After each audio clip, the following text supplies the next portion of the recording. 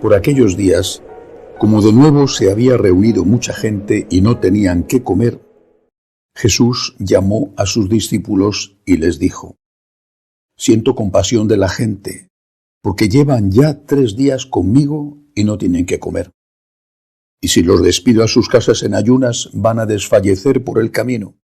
Además, algunos han venido desde lejos». Le replicaron sus discípulos: «¿Y de dónde se puede sacar pan aquí en despoblado para saciar a tantos?». Él les preguntó: «¿Cuántos panes tenéis?». Ellos contestaron: 7. Mandó que la gente se sentara en el suelo y, tomando los 7 panes, dijo la acción de gracias, los partió y los fue dando a sus discípulos para que los sirvieran. Ellos los sirvieron a la gente. Tenían también unos cuantos peces, y Jesús pronunció sobre ellos la bendición y mandó que los sirvieran también. La gente comió hasta quedar saciada y de los trozos que sobraron llenaron 7 canastas. Eran unos 4.000 y los despidió. Y enseguida montó en la barca con sus discípulos y se fue a la región de Dalmanuta. Palabra del Señor. Gloria a ti, Señor Jesús. Aunque el Evangelio de hoy es extraordinario, es la Virgen de Lourdes y quiero hablar de la Virgen de Lourdes. Solo una palabra sobre el Evangelio de hoy. Hay algunos que sostienen que esto fue un símbolo. Es decir, que el Señor no hizo multiplicación de panes y los peces, sino que es un símbolo de la solidaridad. Tú tienes algo, yo tengo algo, lo ponemos en común y tenemos para todos. No cabe duda de que todo milagro es un símbolo, pero todo milagro es un hecho histórico. Jesús realmente multiplicó los panes y los peces. Si no, por mucha solidaridad que hubiera habido, no hubieran podido comer 4.000 personas, eso contando solo los hombres. Vamos a hablar de la Virgen de Lourdes. Cuando uno menciona a Lourdes, yo creo que en general habrá pocos católicos que no identifiquen Lourdes con la salud de los enfermos, con las curaciones milagrosas. Yo he sido testigo de una curación milagrosa de una persona que se curó de forma extraordinaria y milagrosa y después fue certificado como tal. Bueno, Lourdes, milagros de curación de los enfermos. Pero lo que seguramente pocos, no tantos como esto, pocos saben, es que hay primero la autodefinición de la Virgen de sí misma como la Inmaculada. Hacía pocos años que se había proclamado el dogma de la Inmaculada y desde luego aquella niña, Santa Bernadette, no tenía forma de haberse enterado. Era muy difícil porque era una aldea remota en el Pirineo francés. Pero está ligado de una forma extraordinaria a la virtud principal de la Santísima Virgen, la humildad. San Luis María Griñón de Montfort decía que Dios se fijó en María por su pureza, pero se encarnó en ella por su humildad. Porque antes de que surgiera el agua de la fuente milagrosa, la Virgen le dice a la niña, a Santa Bernadette, le dice, allí en el suelo de la cueva, ahora está todo muy bien arregladito, con cemento, el río bien encauzado, entonces no era así. Y el río en sus crecidas incluso ahora desborda los cauces y llega hasta la gruta. Entonces desde luego no era así. Allí en esa orilla del río era cuando los pastorcitos llevaban a las ovejas y eso había hecho Santa Bernadette. La Virgen le dice, ahí en el suelo, en la base de la gruta, ahí ponte a escarbar. Ponte a escarbar, escarba. Come hierba, le dice.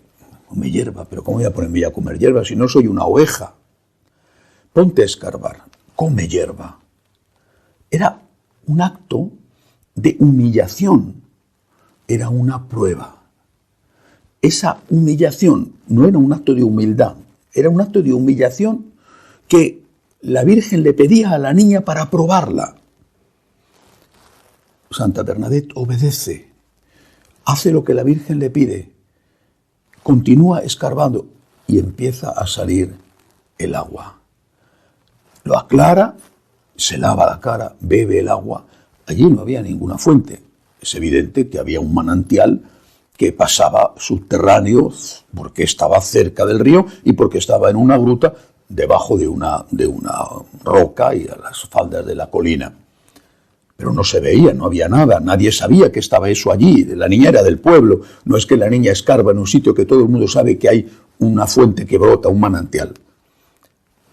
Hace un acto de obediencia y un acto de humildad, y de ahí surge el agua milagrosa que con fe cura a los enfermos y cura desde luego a muchísimos más que aquellos que han sido beneficiados por el milagro certificado por el equipo de doctores que son muy exigentes para certificar un milagro. ¿Cuál es la lección? ¿Cuál es la enseñanza? Si nos fijamos en el mensaje ligado a la Virgen María, la nueva Eva, como la llamaban los padres de la Iglesia, está ligado estrechamente a aquel pecado original cometido por la primera Eva.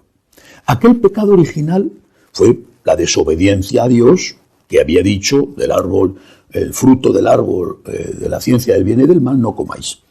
¿Pero por qué comieron de ese árbol? Porque la serpiente, el demonio, les tentó y les dijo, seréis dioses, sabréis decidir por vosotros mismos qué es bueno y qué es malo, y no tenéis que estar obedeciendo a lo que Dios os dice. Esto no se puede hacer, esto sí se puede hacer. El primer pecado fue un pecado de soberbia. El primer pecado fue un pecado de relativismo. Yo decido por mí mismo qué es bueno y qué es malo. Así ha ocurrido siempre. Decido por mí mismo el sexo, el género, en función de mis apetencias y no de mi cuerpo. Decido por mí mismo si las relaciones antes del matrimonio son buenas o son malas. Decido por mí mismo lo que sea. La humildad es aceptar la enseñanza de Dios. Eso fue lo que rechazaron Adán y Eva. Eso supuso la expulsión del paraíso. La nueva Eva, la Virgen María, va a comenzar su vida pública, cuando aparece el ángel Gabriel ante ella para anunciarle la encarnación del Señor, va a comenzar su vida con un acto de humildad, una profesión de humildad. Aquí está la esclava del Señor, hágase en mí según tu palabra. Ella es la humilde, es la inmaculada, la purísima, la humilde, y por eso se convierte en Madre de Dios y en Madre nuestra. La enseñanza es que solamente la humildad nos hace estar en el camino correcto, en el camino de Dios y en el camino de la Virgen. Solo la humildad. Pero ¿cuándo se pone a prueba la humildad? Pues cuando no entiendes. La humildad se pone a prueba en la humillación. ¿Cuándo se pone a prueba la humildad? Cuando no entiendes los planes de Dios. Los planes de Dios sobre tu salud. ¿Por qué estoy enfermo? Los planes de Dios sobre la salud de una persona a la que quieres, o sobre el trabajo, o sobre la situación de la patria, o sobre la situación de la iglesia. No entiendo. El hombre necesita entender. Entender es el suelo firme que necesitamos para tener un mínimo de seguridad y de certezas. Y ese suelo a veces tiembla, desaparece, y tenemos que andar sobre el agua. Entonces viene la humildad. Señor, no entiendo, pero creo. No entiendo, pero acepto. No entiendo, pero me fío. Me mandas que coma hierba y yo te podría decir, no soy una oveja. Y sin embargo, Señor, como la hierba. Me mandas que beba el agua que está surgiendo en medio del barro y yo, Señor, bebo el agua que está surgiendo en medio del barro porque me fío de ti. Me mandas que ande sobre el agua de la incertidumbre, del miedo, de la inseguridad, de no saber por qué pasan las cosas, de no saber por qué la iglesia está como está, de no saber por qué mi país, por qué el mundo. Señor, yo confío en ti. Esto es humildad. Esto es lo que hace la Virgen. Y esta es la salud de los enfermos.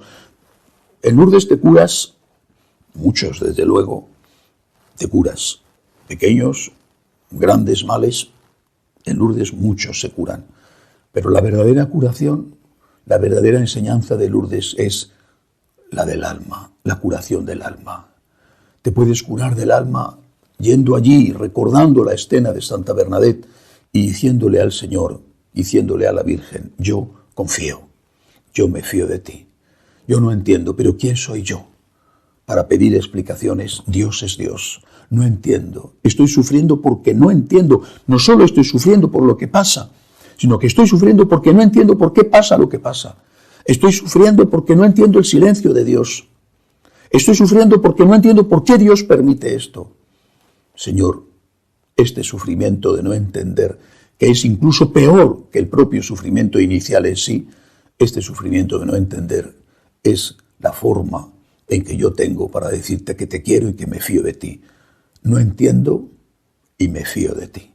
No entiendo, Señor, y yo sigo confiando en ti, como hizo María. Que así sea.